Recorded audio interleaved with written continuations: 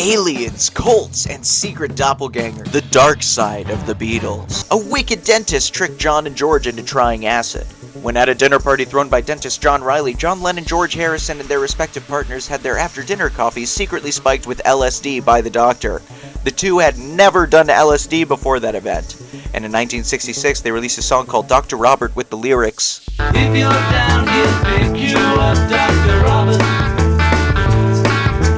Take a drink from this special cup, Dr. Robert."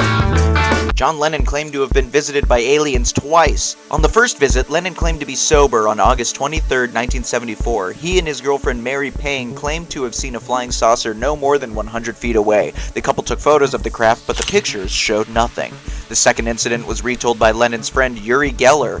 He said Lennon was awoken in New York City by a blazing light at his bedroom door. When he opened it, he found 4 small aliens waiting for him. He tried to chase them away, but they blocked him with their minds and stunned him. The next morning, he awoke with a strange egg object in his hands gifted to him from the aliens. He carried around the object in his pocket for months until he eventually gave it to Geller before he died, who turned it into a giant PR stunt. Well, all press is good press. Some people think Paul McCartney was replaced by a doppelganger. Some theorists believe that McCartney was killed in a car crash in 1966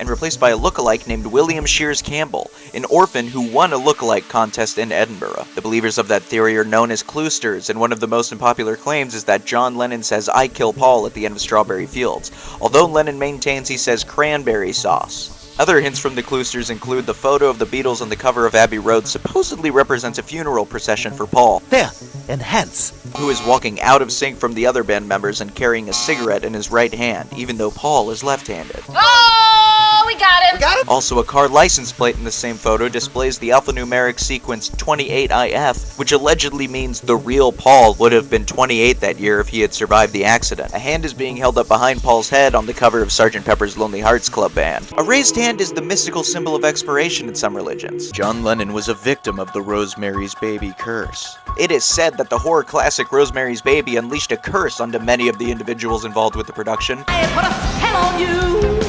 Not only was the director's wife murdered by the Manson family, but John Lennon was shot outside of the Dakota Hotel where Rosemary's Baby was filmed.